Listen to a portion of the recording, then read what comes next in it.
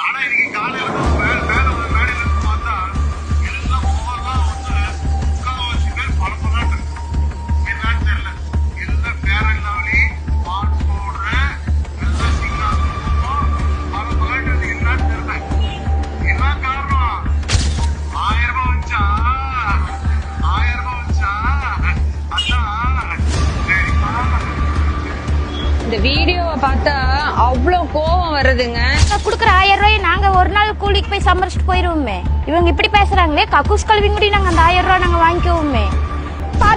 கண்ணுல பார்த்தா செவுல அடிக்கணும் போலதான் தோணும். யாருக்கா இருந்தாலும் அடிக்கணும் போலதான் தோணும். அப்புறம் எதுக்கு அந்த காசை கொடுக்குறாங்க? மேக்கப் பண்ற மாதிரி நம்ம கிட்ட காசு இல்லையா? நாங்க சம்பாதிக்கிறது இல்லையா?